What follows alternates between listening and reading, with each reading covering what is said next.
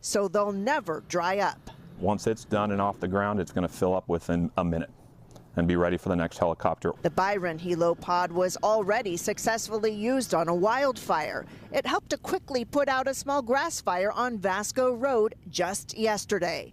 3 helipods are already in place. The rest should be set up in another week. I see these greatly increasing the ability of us and CAL FIRE to put up the environment of the citizens of Contra Costa County.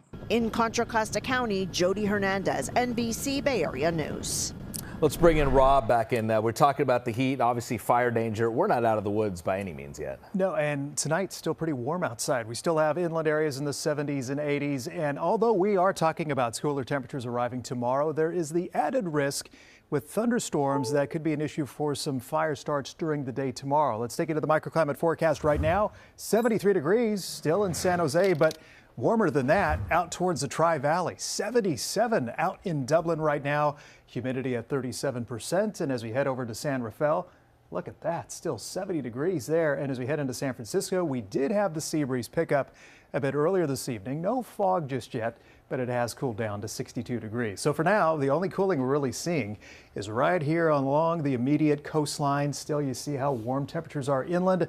The onshore winds, they'll pick up more strongly later tomorrow, and we'll see the return of low clouds, which will be the coolant for that ocean air conditioning that'll begin to drop temperatures. But our top concern tonight, given the warm and dry weather we've had for 3 days, is the risk of inland thunderstorms even overnight tonight. Now notice, red flag warnings hoisted for areas north of Mendocino County and Lake County for those thunderstorms, which could, again, with the very dry conditions, start new fires or bring some very gusty winds on existing fires. Now closer to home, you got the fog here, but watch what happens around 6 a.m. and 8 a.m. pretty close to some of those inland hills east of the Diablo Range. We may have some lightning strikes from those cells as they track north near Stockton and Sacramento for the morning before lifting northward across Northern California. So we have to get through that window to see fire danger come down a bit locally.